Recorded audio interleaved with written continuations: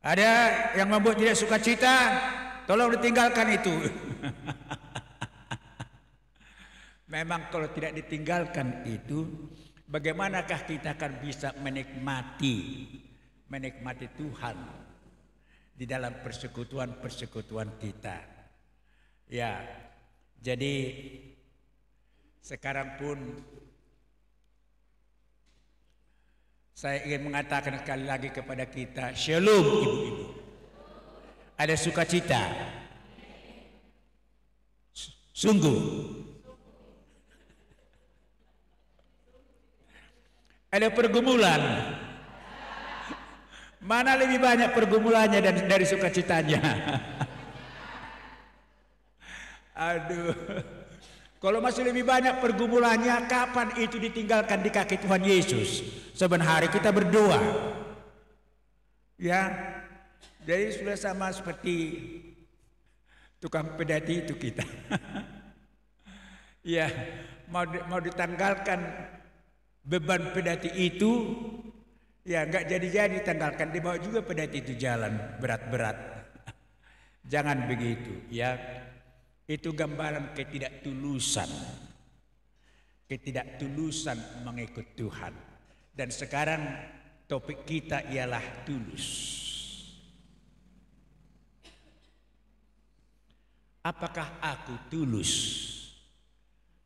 di dalam hidupku? Apakah aku tulus mengikut Tuhan? Apakah aku tulus kepada sesamaku?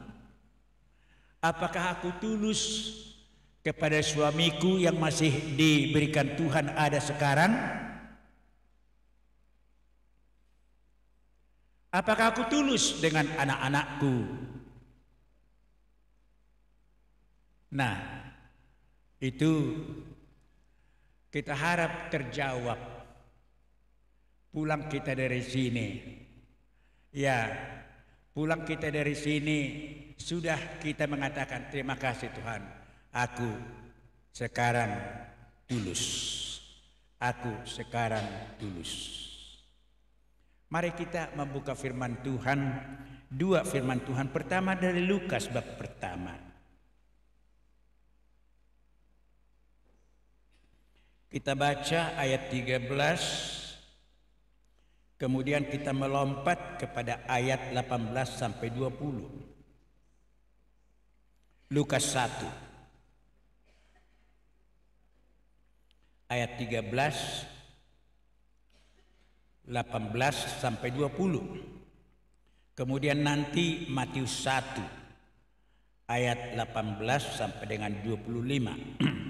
Oke, kita mulai dari Lukas dulu ya. Lukas 1 ayat 13. Saya akan baca aja dari sini. Tetapi malaikat itu berkata kepadanya, kepada Zakaria ini, ya. Jangan takut hai Zakaria, sebab doamu telah dikabulkan, dan Elisabet istrimu akan melahirkan seorang anak laki-laki bagimu, dan haruslah engkau namai dia Yohanes. Itu ayat 13. Melompat kita ke ayat 18. Lalu kata Zakaria kepada malaikat itu, bagaimanakah aku tahu bahwa hal ini akan terjadi? Sebab aku sudah tua dan istriku sudah lanjut umurnya.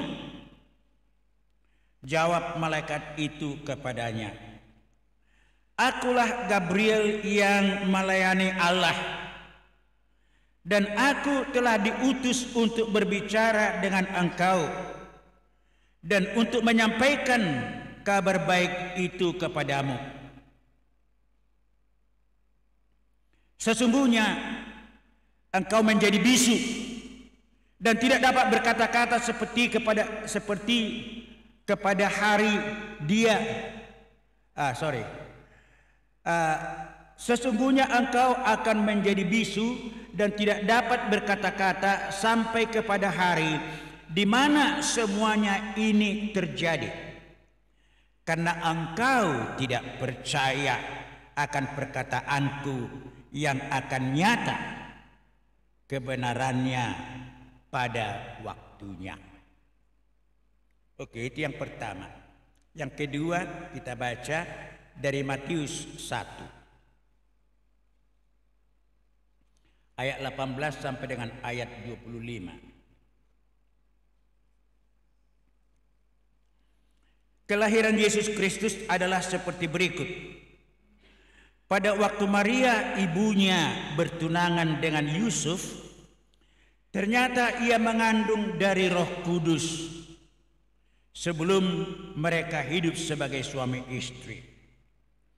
Karena Yusuf suaminya, pada waktu ini masih tunangannya ya. Karena Yusuf tunangannya seorang yang tulus hati dan tidak mau mencemarkan nama istrinya di muka umum. Ia bermaksud menceraikannya dengan diam-diam. Tetapi ketika ia mempertimbangkan maksud itu, malaikat Tuhan nampak kepadanya dalam mimpi dan berkata, "Yusuf anak Daud, janganlah engkau takut mengambil Maria sebagai istrimu, sebab anak yang di dalam kandungannya adalah dari Roh Kudus. Ia akan melahirkan anak laki-laki dan engkau akan menamakan dia Yesus, karena dialah yang akan menyelamatkan umatnya dari dosa mereka." Hal itu terjadi supaya genaplah yang difirmankan Tuhan oleh Nabi. Sesungguhnya anak darah itu akan mengandung dan melahirkan seorang anak laki-laki dan mereka akan menamakan dia Immanuel, yang berarti Allah menyertai kita. Sesudah bangun dari tidurnya, Yusuf berbuat seperti yang diperintahkan malaikat Tuhan itu kepadanya. Ia mengambil Maria sebagai istrinya, tetapi tidak bersetubuh dengan dia sampai ia melahirkan anaknya laki-laki, dan Yusuf menamakan dia Yesus. Ibu-ibu yang kekasih, dua orang laki-laki yang menyatakan dirinya pengikut Tuhan.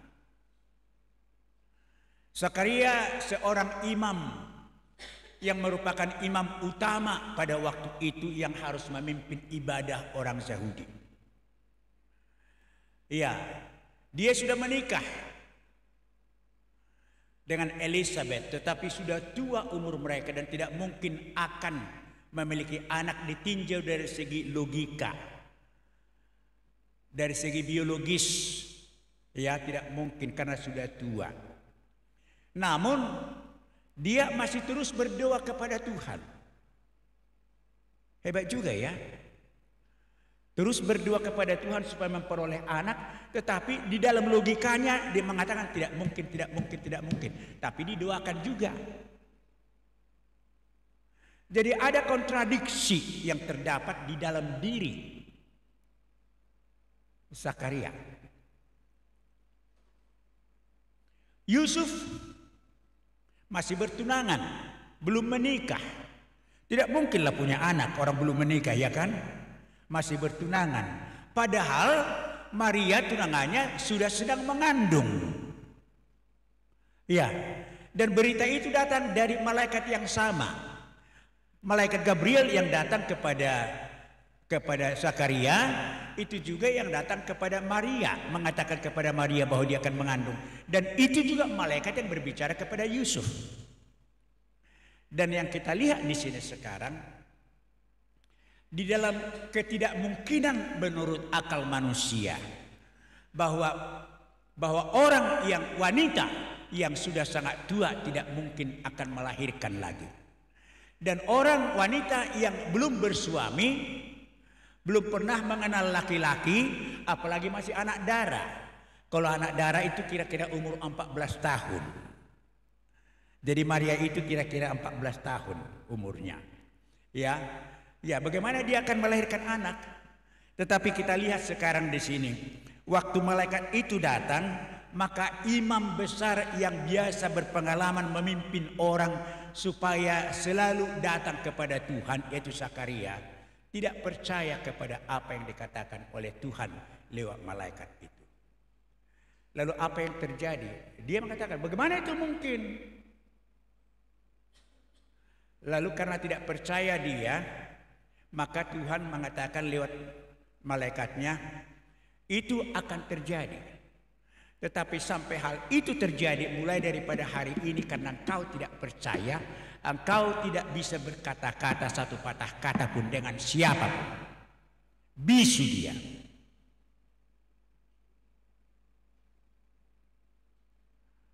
Upah dari ketidakberimanannya, ketidakpercayaannya kepada Tuhan. Jadi bisu dia. Tapi Yusuf dikatakan karena dia seorang yang tulus, maka waktu malaikat itu mengatakan kepada dia, maka dia mengambil Maria menjadi istrinya dan tidak menceraikan Maria. Walaupun tadinya dia berpikir sebelum malaikat itu datang, dia berpikir supaya jangan mempermalukan Maria, ya kan? Jadi berpikir untuk tidak menjadikan Maria istrinya. Tapi setelah malaikat itu datang kepada dia, bagaimanapun risikonya nanti, dia dengan jujur dan dengan tulus mengambil Maria menjadi istrinya. Apa yang kita lihat di sini, ibu-ibu? Kalau kita berbicara mengenai soal ketulusan, ketulusan harusnya lebih gampang itu dilihat daripada hamba-hamba Tuhan. Mengapa demikian? Karena hamba-hamba Tuhan itu sering kita anggap lebih banyak bergaul dengan Tuhan. Dan Tuhan itu jujur. Tuhan itu tidak pernah neko-neko. Apa yang dikatakan Tuhan itu pasti terjadi. Tidak ada satu hal apapun yang dikatakan Tuhan yang tidak akan terjadi. Tadi kita lihat bahwa apa yang dikatakan malaikat itu kepada Yusuf, supaya apa yang dikatakan dalam perjanjian lama itu semua itu akan digenapi. Ya. Jadi kalau orang selalu bergaul dengan Tuhan yang jujur dan tulus itu, maka Tuhan, karakter Tuhan itu akan mempengaruhi dia. Makanya sering kita katakan bahwa kasih tuai dah akan aposun di bataham bahamio puang mengikuti dok, katanya kan. Sebenarnya tidak. Bukan status organisasi rohani yang menentukan ketulusan hati seseorang, kesungguhan hati seseorang beriman kepada Tuhan. Kita lihat Yusuf. Dia tidak siapa-siapa loh. Ditinjau dari segi organisasi kerohanian. Dia anggota jemaat biasa. Tapi justru kita lihat sampai firman Tuhan mengatakan seorang yang tulus hatinya. Dia lebih tulus ya daripada Zakaria. Jadi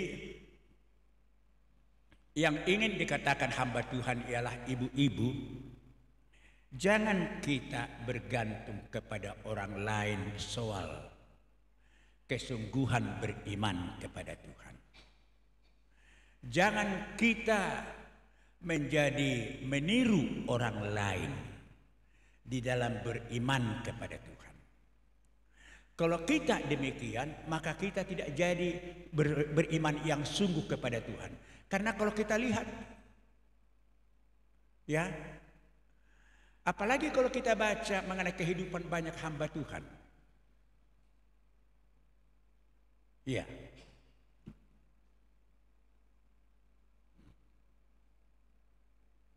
Suatu ketika ada menantu seorang pendeta besar di Surabaya, sudah meninggal itu. Tapi itulah pendeta yang terkaya, kalau bukan sedunia, se-Indonesia. Gerejanya besar sekali, ya, sudah meninggal. Tapi anaknya laki-laki dan anaknya perempuan jadi berkelahi karena memperebutkan harta yang dimilikinya, uang yang begitu banyak, dan gereja Yang besar itu siapa yang akan mengelola. Tapi ada helanya waktu saya ambil S3 dulu. Ada helanya. Lalu dikatakan, waktu dia tiba-tiba muncul, kok 1 bulan ini kawan ini tidak kelihatan, kemana ini? Tiba-tiba muncul setelah 1 bulan. Lalu dikatakannya begini, Pak Tobing, katanya kami pergi mulai dari Singapura ke Hong Kong, ke Jepang, ke Amerika, mendirikan jemaat-jemaat Tuhan. Loh, berapa orang kalian? Ada tim kami banyak. Jadi bagaimana caranya itu? Ya karena kami sudah berkomitmen bahwa gereja-gereja mulai dari yang arah ke barat sana itu adalah milik digembalakan oleh gereja kami katanya. Gereja mereka yang besar itu belum pecah itu. Gereja Betel sebenarnya ini. Lalu jadi bagaimana kalian mendirikan jemaat? Sehingga di Singapura mendirikan jemaat, besoknya berangkat ke Hong Kong mendirikan jemaat, ke Jepang mendirikan jemaat, ke Amerika mendirikan. Berapa puluh jemaat didirikan dalam 1 bulan. Hebat juga kalian ya. Emangnya seperti menanam kacang ya.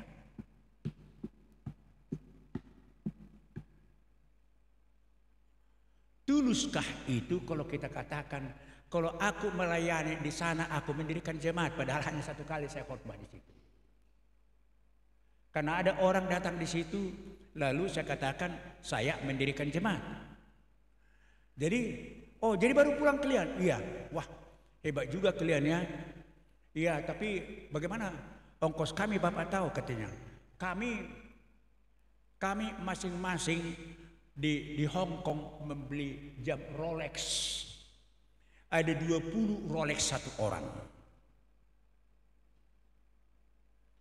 Lalu sudah sampai di sini kami jualah Rolex itu supaya kembali uang kami katanya. Oh begitu, manalah satu sama saya bilang. Sudah habis Pak katanya. Saya bilang, dan kau sebenarnya tidak layak menjadi duduk di S3 ini belajar firman Tuhan. Saya bilang terus sama dia begitu. 1 bulan kau absen sudah lebih daripada 25%, tidak boleh ikut ujian. Saya bilang begitu, tapi saya kan mahasiswa sama-sama dengan dia. Tapi peraturan memang demikian. Jadi maksud saya, kalau hamba-hamba Tuhan pun yang menjadi patokan kita untuk hidup mengikut Tuhan, bisa kita menjadi kecewa. Di sini kita lihat sampai Zakaria bisu, tidak bisa ngomong kepada istrinya, tidak bisa ngomong kepada orang lain, padahal dia imam kepala yang harus memimpin ibadah. 9 bulan Elizabeth mengandung, berarti 9 bulan dia bisu. Bagaimana dia bisa melayani dalam keadaan bisu itu? Tapi firman Tuhan mengatakan, karena engkau tidak percaya tentang apa yang dikatakan Tuhan. Jadi bisa juga banyak hamba Tuhan ini yang tidak punya iman kepada Tuhan. Sementara Yusuf anggota jemaat biasa, dia terus percaya kepada apa yang dikatakan oleh malaikat itu, dan bukan hanya percaya, melakukan apa yang dikatakan oleh malaikat itu kepada dia. Nah sekarang kalau tema kita adalah tulus, apa yang dimaksud? Apa artinya tulus rupanya? Ya, ada beberapa kamus saya buka, lalu saya ambil kesimpulan begini. Orang yang tulus ialah orang yang sungguh bersih hatinya. Itu satu. Orang yang tulus ialah orang yang sungguh bersih hatinya. Tidak pernah mendua hati. Tidak pernah mendua hati. Selalu sungguh-sungguh dia bersih hatinya. Kalau orang yang bersih hatinya, orang itu adalah orang yang polos, jujur dan tidak berpura-pura. Jujur dan tidak berpura-pura. Kalau ibu menerima tamu di rumah, mertuanya datang. Banyak sebenarnya kesalahan mertua dan mungkin ibu kurang suka juga dengan mertua. Contoh aja ini misalnya ibu-ibu ya. Ibu kurang senang dengan mertua. Tiba-tiba dari kampung datang mertua. Oh ngaroinang. Oh tusoma.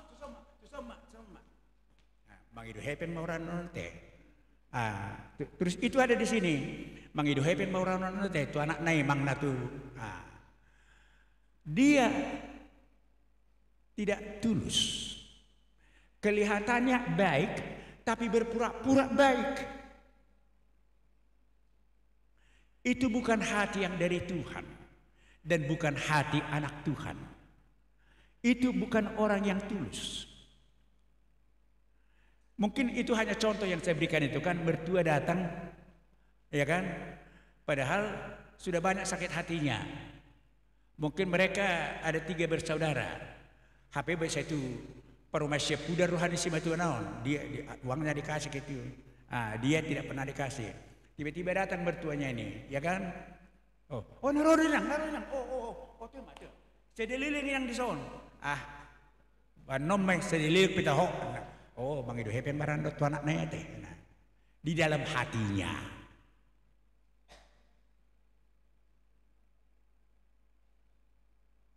Oke. Kalau kita bertemu dengan kawan kita, adakah nuansa hati yang seperti itu? Bah, songonna ramah mon nuangon kawanon makata biasanya agak karas-karas dan makata itu nuang. Ahamon nuangon nanang pangidonna. Ahama nanak sirhononna. Bukan hati anak Tuhan itu. Karena dia tidak tulus. Tidak bersih hatinya. Ubah hatiku seperti dirimu.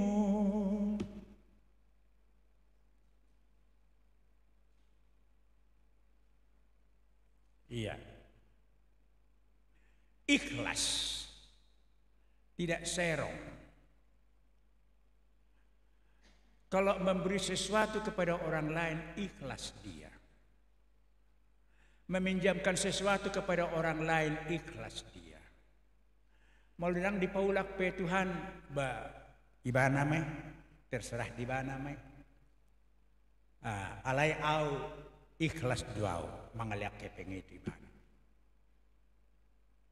Bisa persahabatan yang akrab menjadi pecah oleh karena hal-hal yang demikian. Keluarga bisa tidak akrab satu dengan yang lain oleh karena kita mengingat ada hal-hal yang kurang yang pernah dilakukan oleh saudara kita itu kepada kita.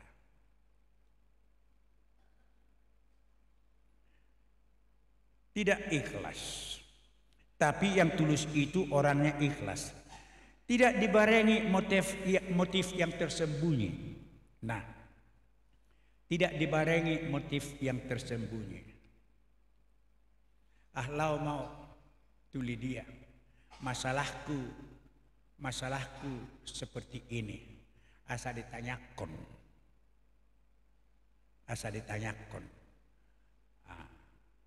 Kita ingat ada 10 orang buta yang berseru-seru kepada Tuhan Yesus supaya disembuhkan oleh Tuhan Yesus. Berseru-seru, Tuhan, tolong kami.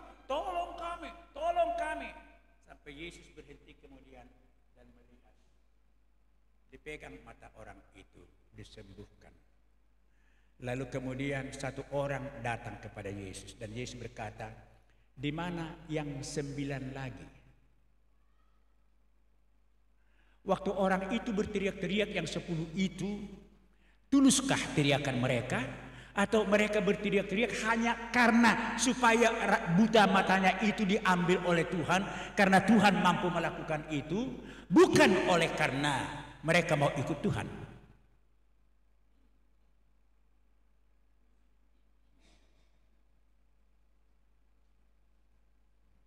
Iya. Mersugut lama hita tu pertanyaan dah, kata ibu kepada suaminya, ngapigi halita dan lau pertanyaan.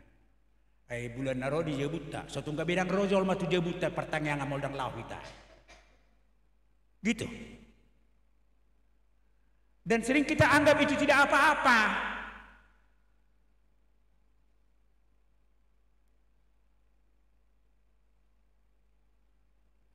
Ada motif yang tersembunyi. Mengapa kita lakukan ini? Bersihkah hati kita melakukan itu? Atau adakah sesuatu yang kita harapkan imbalan daripada apa yang kita lakukan itu yang akan diperbuat oleh orang lain?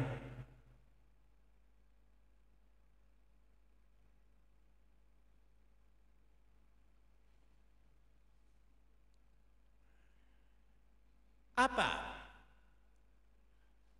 hubungan antara ketulusan dengan iman? Tadi kita lihat Zakaria, walaupun dia seorang pemimpin rohani, tapi dia tidak percaya kepada apa yang dikatakan Tuhan lewat malaikat itu kepada dia. Karena sekarang logikanya yang lebih banyak berbicara, logikanya yang lebih banyak dipakainya untuk menuntun kehidupannya. Nah, itu merupakan salah satu bahaya. Orang-orang yang tinggi pendidikannya seringkali demikian. Mengapa anak-anak jauh lebih polos ikut Tuhan daripada orang yang mempunyai pendidikan tinggi? Karena orang yang mempunyai pendidikan tinggi seluruh otaknya yang mengendalikan dia, sementara anak-anak bukan demikian. Waktu kepada anak-anak dikatakan berdoa kau kepada Tuhan Yesus ya, ya saya. Dia tulus berdoa kepada Tuhan Yesus. Tapi orang dewasa,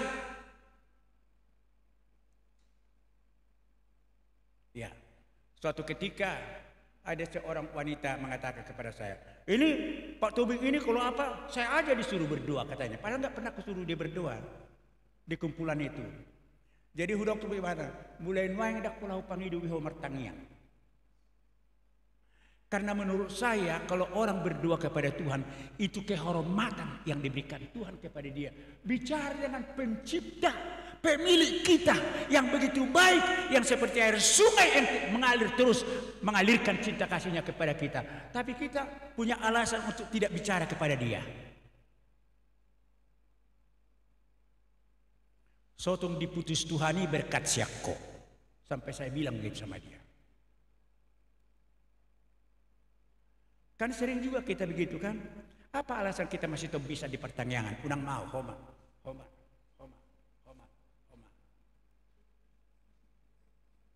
Dan itu hal yang biasa. Dan hamba Tuhan tidak koreksi. Isa masya kita mertangian. Ini perjamita kan? Basyom manyan. Amunang mau ba? Amunang. Biasa dan ditegur hamba Tuhan. Bukankah berdoa itu adalah merupakan kehormatan yang sangat tinggi yang diberikan Tuhan kepada seseorang? Kalau saya disuruh atas nama YPDPA ke Jakarta untuk bicara dengan Jokowi, kira-kira bagaimana sikap saya? Oh, unang mau gitu.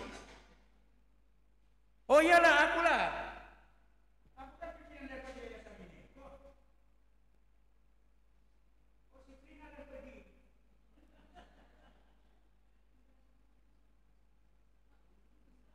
Kan gitu ya kan? Siapa rupanya Jokowi? Kita ingat apa yang dikatakan Yesus sebelum dia menyuruh murid-murid itu pada Matius 28. Sebelum dia sampai kepada ayat 19 dikatakan, segala kuasa di sorga dan di bumi telah diberikan kepadaku. Oleh karena itu pergilah. Jadi yang menyuruh kita itu melakukan sesuatu kehendak Tuhan ialah penguasa tunggal atas alam semesta ini. Yang mempunyai segala kuasa di sorga dan di bumi. Jadi kalau dia penguasa di sorga dan di bumi, Tidakkah seharusnya kita sangat bangga? Dikatakan dia anakku kau ya, hambaku kau ya, sahabatku kau ya, Yohanes 15 itu ya kan? Aku tidak menyebut kamu lagi hamba, tapi aku sebut kamu sahabat-sahabat. Coba bayangkan.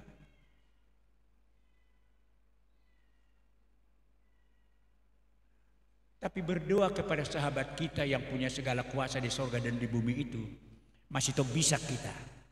Apakah kita orang yang tulus mengikut Tuhan? Jadi jangan ada lagi ibu-ibu yang seperti itu ya. Jangan ada lagi. Bukan soal pintar berdoa. Ketulusan itu bukan soal pintar ngomong-ngomong. Bukan. Ketulusan itu ya kebersihan hati. Menyampaikan apa yang ada di dalam hati itu kepada Tuhan. Bonang di baik-baik nato. Tidak soal panjangnya doa. Dibotoho doa Tuhan. Dang maloau makatai au pe gudang dunia di bagas rohakku nanek sudah walai ubotoan doho Tuhan dari rohaki nak sohupa jojor tuho di botoho de alai porsia doa Tuhan diho napaluo mudau sian akka masalah. Amin.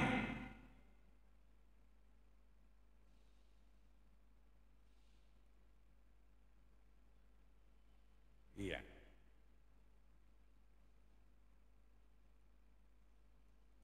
Jadi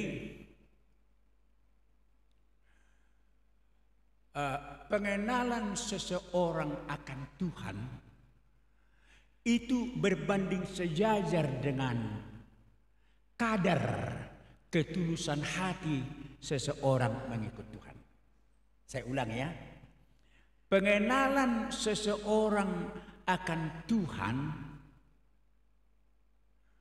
berbanding sejajar dengan kualitas atau kualitas ketulusan hati orang itu mengikut Tuhan. Mutu dari ketulusan orang itu mengikut Tuhan. Jadi mengapa demikian? Karena sebenarnya kita sebagai pengikut Tuhan, segala sesuatu yang kita lakukan ini kan untuk Tuhan ya itu. Kita ingat dalam Matius berapa itu? Waktu Yesus nanti dikatakan kepada orang yang di sebelah kanan itu, dikatakan, kapan kau Tuhan kami lihat di penjara, kami menjenguk kau. Kapan kau lapar, kami kasih kau makan. Kapan kau tidak berpakaian, kami kasih pakaian sama kau. Kapan kau tidak punya tempat tidur, kami berikan tempat tidur sama kau. Lalu Yesus mengatakan, apa yang kamu perbuat kepada orang yang kecil itu berbuat kepadaku. Jadi tidak boleh kita memandang muka orang yang akan kita tolong di dalam hidup ini.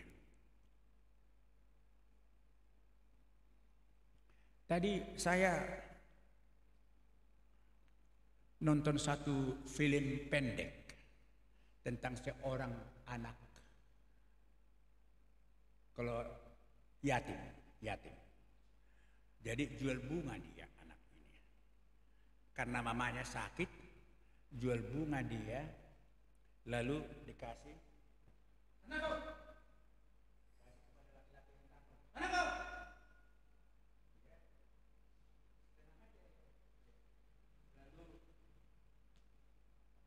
Berdiri dia di atas di depan satu restoran.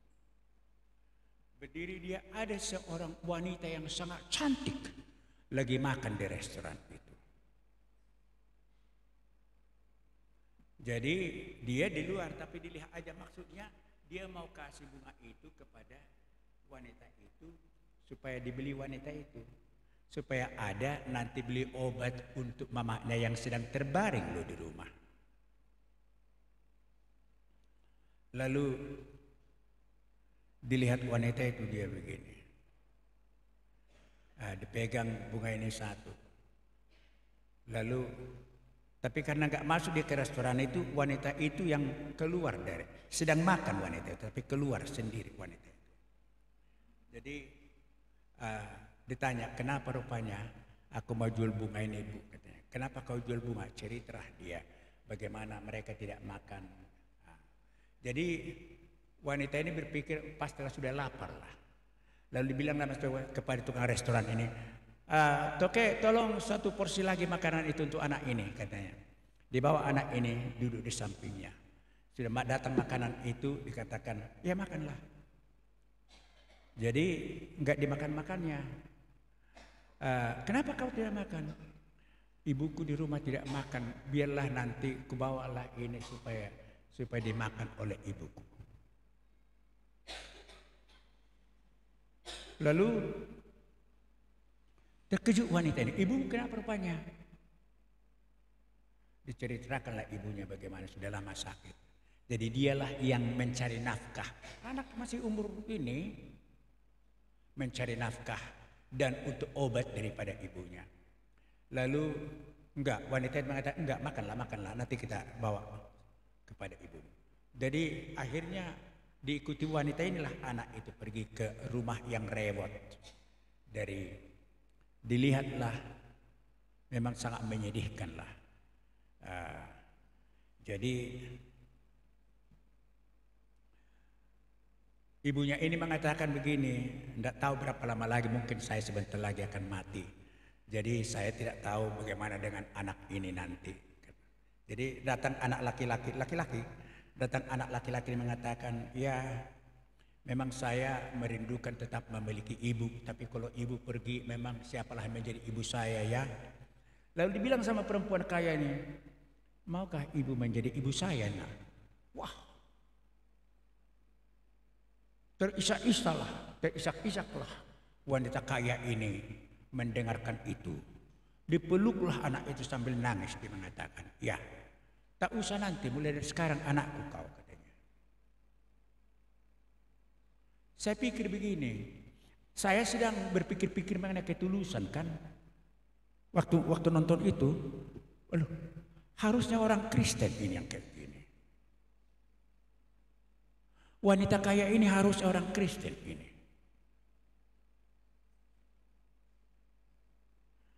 Ya.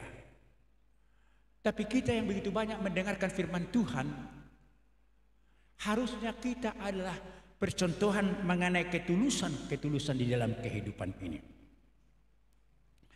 Karena kita mempunyai satu pribadi yang sudah menjadi percontohan, sekaligus kita juga bukan hanya di pribadinya, tapi dia telah memberikan rohnya yang kudus tinggal di dalam kita. Efesus 1 ayat 13-14 itu tinggal untuk mengajari kita dari dalam supaya kita benar-benar tulus, polos di dalam mengikut Tuhan. Tidak neko-neko, tidak oleh karena ada kepentingan kita yang khusus untuk kita maka kita datang di dalam peribadahan. Tapi karena kita rindu untuk semakin serupa dengan Tuhan Yesus, karena Yesus begitu baik kepada kita. Bagaimana caranya supaya seseorang bisa memiliki hati yang tulus? Yang pertama, komitmen. Berkomitmen untuk memiliki hati yang baik. Ini yang jarang terjadi dalam kehidupan kita. Tidak punya komitmen, tekad ya. Tidak punya tekad. Mulai dari sekarang aku bertekad bahwa aku harus memiliki hati yang baik. Tidak gampang sakit hati. Kalau orang menyakiti hati saya, aku ini kan milik Tuhan. 1 Korintus 6:20, 1 Korintus 7:23 mengatakan, tidak tahukah kamu bahwa kamu telah dibeli dan harganya telah lunas dibayar, bahwa kamu bukan milik kamu? Aku ini milik Tuhan, ya kan? Aku milikmu, Yesus Tuhanku. Na na na na na na na na. Kita bukan milik kita. Bahaya yang terbesar dalam hidup seseorang mengikut Tuhan, tidak bisa enak ikut Tuhan karena dia yang selalu tuan bagi dirinya sendiri. Dia yang mengatur dirinya sendiri, bukan Tuhan. Jadi justru itu sebenarnya gambaran orang belum meyakini bahwa dia telah diampuni dosanya, telah ditebus Tuhan Yesus. Kalau orang yang meyakini bahwa dia telah ditebus Tuhan Yesus, dia tahu bahwa Yesus pemilik dia. Dan itu sebabnya Roh Kudus itu diberikan sekaligus seperti metrekan dan cengkram itu dikatakan. Di samping metre, Roh Kudus itu cengkram, uang muka yang diberikan Allah kepada kita, sampai seluruhnya apa yang dijanjikan Tuhan itu akan diberikan Tuhan kepada kita. Itu ayat 14 Efesus 1. Jadi bukan hanya dimetrekan kita menjadi anak Tuhan, itu berarti kita sangat berharga di mata Tuhan. Dibeli dengan darah dan nyawa Tuhan Yesus. Itu apanya? Tapi dimetrekan kita. Tidak boleh satu kekuatan apapun yang dapat mengambil kita dari tangan Tuhan. Itu hebatnya Tuhan itu. Tapi kita yang main-main. Sudah begitu Tuhan itu, kita yang main-main. Tidak mau kita dipegang Tuhan, di tangan Tuhan begini. Ah, udahlah. Kan sering kita begitu kan? Kita kemudian yang menentukan untuk diri kita, bukan Tuhan. Jadi kalau kita punya tekad atau komitmen bahwa aku akan belajar mulai dari sekarang turut suara Tuhan. Hari Minggu saya melayani di salah satu punguan. Biasanya punguan di Halak Batak kan mangat kan. Jadi saya sudah agak sekian lama bermasalah mengenai soal makan. Iya, sudah agak lama saya bermasalah mengenai soal makan. Jadi kalau ke pesta saya bergumul saya. Ya, ada makanan di sana tidak kumakan nanti bagaimana ya? Di rumah pun bermasalah saya. Jadi enak kali makanan di persekutuan habis ibadah maka mangamat toh.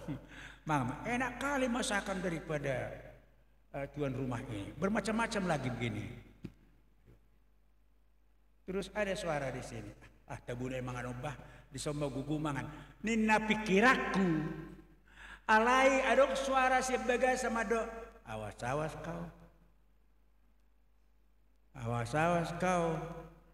Jaga mulutmu, jangan makanin semua. Itulah. Jadi huturuti matok suara hati ini kan yang berbeda. Karena saya tahu itu dari Roh Kudus. Saya ambillah sedikit nasi. Saya ambillah ada ikan yang enak, saya ambil sedikit. Ayo tik emang buru. Ada beado ni kan. Dam, songoni dok. Ngalem itu ibe. Jadi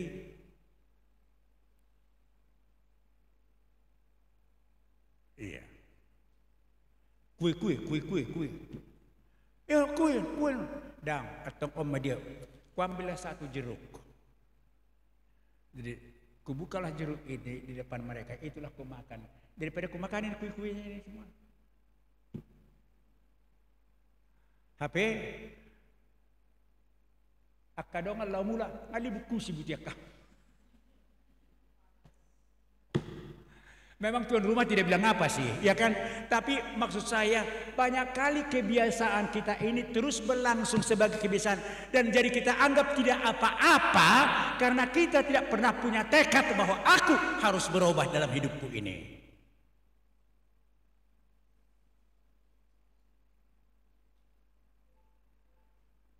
Iya, jadi itu yang bagaimana caranya supaya kita memiliki ketulusan hati? Harus punya komitmen bahwa karena aku pengikut Tuhan, saya harus memiliki pribadi yang semakin baik. Yang kedua, belajar melakukan kebaikan mulai dari hal-hal yang kecil dengan tulus. Mulai dari hal-hal yang kecil dengan tulus. Ya, biado di Jebuhamu. Kalau misalnya dang manigor dicuci ya nakon piring. Itu dia kajal ma di jawon main. Kalau ada pasobu. Anak sorong dusong ma di jawon main. Kenapa harus begitu? Kan memang kita harus didiknya anak kita itu supaya mereka itu tahu aturan, tahu tanggung jawab. Orang tuanya sudah makin tua kok dibiarin begitu anak-anaknya. Tapi apa salahnya? Buah senak songone, cuci majotok piringnya. Hal sederhana aja. Sering kita ini berselisih bukan karena perkara besar. Tapi karena hal-hal yang kecil itu kita tidak biasakan bahwa kita harus melakukan itu dengan baik dan dengan tulus hati. Jadi dimulailah belajar melakukan kebaikan mulai dari hal-hal yang kecil dan sederhana. Ya.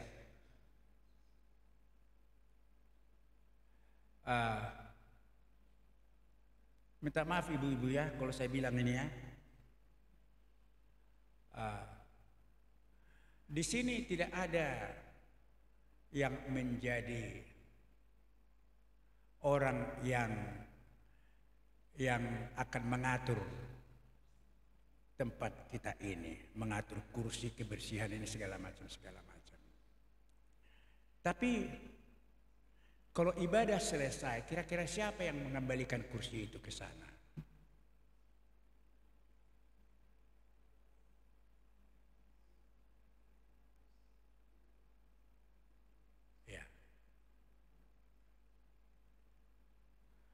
Maksud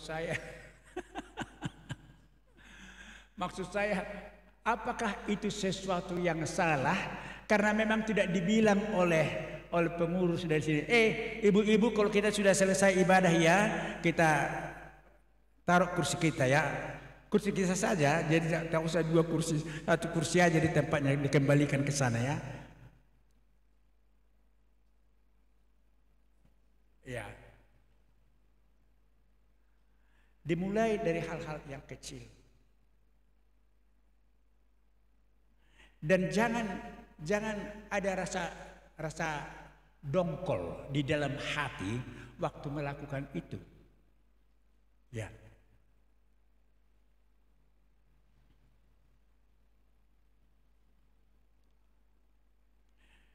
Yang ketiga ialah setiap kita melakukan sesuatu, kita harus selalu ingat bahwa kita melakukan itu untuk Tuhan.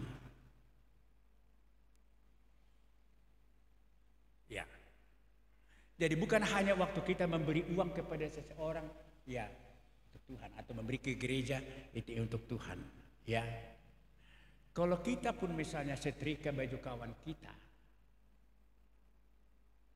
lihat kawan kita sedang sibuk, misalnya ada yang kos ya kan, dengan anak muda misalnya ini dikatakan yang kos, lalu sangat sibuk kawannya, lalu dilihat ada bajunya satu disetrikanya begitu tanpa bukan karena diminta kawannya itu supaya setrika. Terlalu apa? Melakukannya seperti untuk Tuhan dan bukan untuk manusia.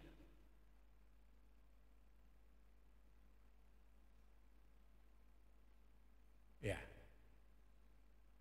Di depan rumah kami bertimbun sampah. Bukan sampah kami semata-mata, ada juga sampah kami lah di seberang jalan. Tapi tidak pernah ada orang yang membakar itu kecuali saya. Orang terus tahu sampah.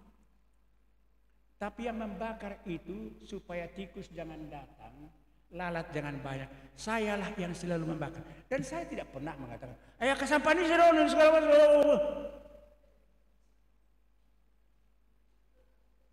Ya.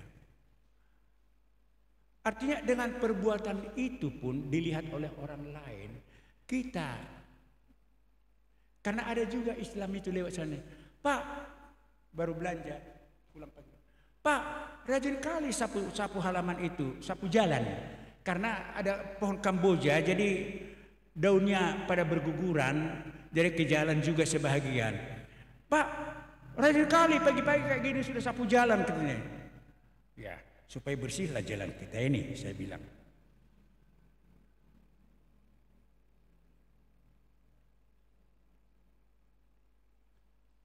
melakukan segala sesuatu.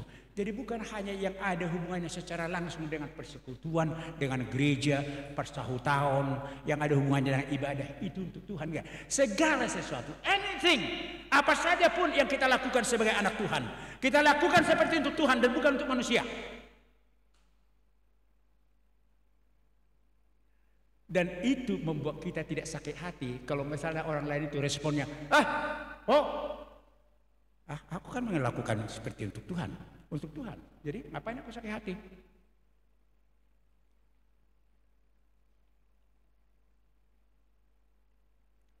Dan yang terakhir, harus memiliki kerendahan hati seperti Yesus. Filipi 2 mengatakan bahwa dia walaupun di dalam rupa Allah tidak menganggap kesetaraan dengan Allah itu merupakan hak yang harus dipertahankan, tapi dia mengosongkan dirinya, mengambil rupa seorang hamba dan menjadi manusia, supaya di dalam dia kita beroleh keselamatan, kerendahan hati. Ya. Jadi sama seperti Yusuf yang sudah kita pelajari tadi, taat dia di dalam kerendahan hati. Akhirnya apa yang terjadi? Kita lihat bagaimana Yusuf itu. Bangun kau. Anak-anak semua pada dibunuh. Bawa anak itu sama istrinya ke Mesir. Dibawanya, nggak ada komentarnya. Dibawanya Maria sama anak itu ke Mesir. Setelah Herodes mati, pulang kau kembali ke Israel katanya. Bawa anak itu. Pulang. Karena tidak ada yang dikatakan Tuhan yang akan kita lakukan yang tidak benar, dan Tuhan tidak bertanggung jawab untuk semua apa yang dikatakan itu.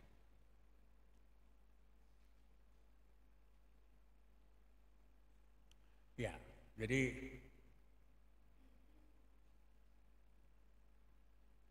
ada contoh. Ini yang sedang saya alami sekarang lah. Saya sering bilang kepada teman-teman sekarang, saya sedang bersahabat dengan penyakit.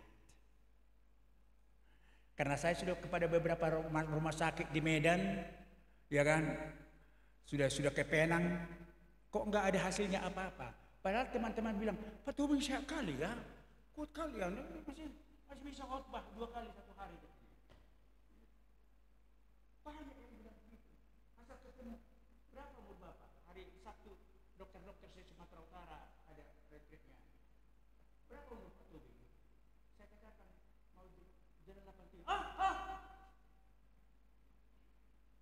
Kok muda kali katanya. Padahal saya bilang lah, ya menurut kalian begitu, tapi saya belajar bersahabat dengan penyakit. Bukan tidak ada penyakit saya. Saya kalau bisa tidur 1,5 jam 1 hari 1 malam, sudah enak kali. Karena tidak bisa tidur karena penyakit itu, ya kan? Jadi akhirnya saya terus makan obat juga. Akhirnya bagaimana lah Tuhan ya? Saya mau ngomong dengan Dokter Terawan lah. Dokter Terawan. Jadi saya cari teleponnya. Saya telepon ngomong, begini dok, saya ini. Bagaimana Pak? Katanya. Ya saya dengar dokter sekarang tidak lagi kepala di rumah sakit angkatan darat. Sekarang saya baca banyak artikel tentang dokter. Saya bilang, begini masalah saya. Begini. Kamu setelah dijelaskan kepada saya, kamu begini. Jadi saya kirimlah obat untuk 40 hari. 40 hari. Ya berapa harganya? Sediakanlah sekian juta katanya kan. Karena satu botol itu 500 ribu. 500 ribu untuk 4 hari. Jadi kalau untuk jadi kan, jadi kalau 40 hari kok banyak kali tuh dokter. Gak ada duitku sekarang sebanyak itu. Kalau gak bisa satu botol, gak bisa lah satu botol, rugilah kamu nanti. Begini aja lah katanya. Begini aja. Bayar aja sekian, dipotonglah separuh dari harga itu kan. bayar, sediakanlah uang untuk sekian. Nanti saya kirim yang untuk yang 40 hari itu katanya. Tunggu 3 hari lagi ya. Jadi minggu ini sedang nunggu-nunggu saya obat itu sekarang dari dia. Jadi artinya itu kan didoakan sungguh dulu, bukan 2 kali saya doakan sama Tuhan itu. Tuhan, bolehkah saya ngomong dengan dokter Terawan itu? Sulit juga bicara dengan dia. Tapi Tuhan kasih kesempatan jadi ngomong langsung begitu. Maksud saya, yang besar, yang kecil, yang kita anggap di dalam kehidupan kita ini perlu kita harus selesaikan. Kita sampaikan lebih dulu kepada Bapak kita. Dia yang membuka jalan semuanya. Tapi kita harus tulus, polos di dalam menyampaikan itu kepada Tuhan. Iya. Orang yang tulus hati itu selalu jernih pikirannya dan tidak sulit mengambil keputusan. Sering kita sulit mengambil keputusan mengenai satu hal karena hati kita ini yang masih rabutan, ya kan? Karena ketulusan itu tidak ada di sini. Tapi kalau sudah biasa kita tulus hati kita, nggak sulit kita buat keputusan tentang apapun. Jadi kalau ibu gimana ya, tanya si Anu begini bilang, tanya si Anu begini bilang, tanya si Anu begini. Jangan.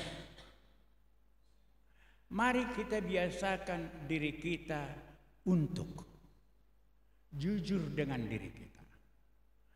Dan jujur dengan Tuhan. Ya. Jadi ketulusan hati itu membuat pikiran kita jernih. Sehingga karena pikiran kita jernih, kita tidak sulit menseleksi suara yang berbicara kepada kita. Suara hatikukah itu, atau suara Roh Kuduskah yang berbicara kepada aku ini, atau suara setankah yang berbicara? Karena 3 itu sering, ya kan? Bisa hati kita ngomong kepada kita, lakukan begini katanya, atau bisa suara setan membisiki kita, atau bisa Roh Kudus yang sudah tinggal di dalam hati kita. Tapi kalau gampang aja, kalau Roh Kudus, kalau kita belum lahir baru, tidak mungkin Roh Kudus ngomong sama kita. Karena Roh Kudus tidak ada di sini. Tapi kalau sudah anak Tuhan lahir baru, dia sudah anak Tuhan, percaya kepada Yesus, ahli waris kehidupan kekal, Roh Kudus sudah ada di sini. Jadi dia diberikan membimbing kita. Jadi suara Roh Kudus, tapi gampang untuk menseleksinya. Kalau dari pikiran kita yang mengendalikan kita, atau dari suara lain, gini-gini kita, tidak tentram kita. Tapi kalau Roh Kudus yang bicara kepada kita, tenang. Karena Roh Kudus itu tulus. Jadi diajar kita untuk kemudian tenang sehingga kita tidak sulit untuk membuat keputusan. Oh ini. Dan keputusan yang kita ambil itu adalah keputusan yang membuat kita tentram di dalam melakukannya. Tidak begini-begini lagi. Ya. Jadi dan itu sebabnya kalau kita tulus murni hati kita, firman Tuhan, ya ini yang terakhir lah, Matius 5 ayat 8. Bukan kata tulus yang dipakai di sana. Mari kita baca ayat ini, Matius 5 ayat 8. Tapi yang dipakai dikata di sana ialah suci. Suci itu merupakan salah satu segi kehidupan yang tulus. Matius 5 ayat 8. Kita baca bersama-sama ya. Matius 5 ayat 8. Sudah? 3 ya. Berbahagialah. Sekali lagi.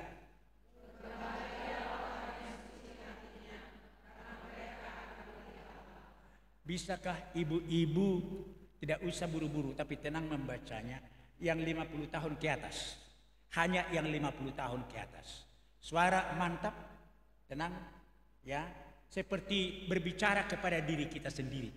3 ya.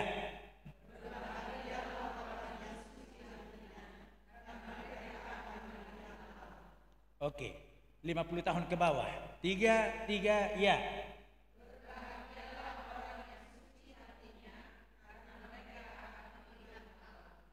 Siapakah yang akan melihat Allah? yang suci hatinya.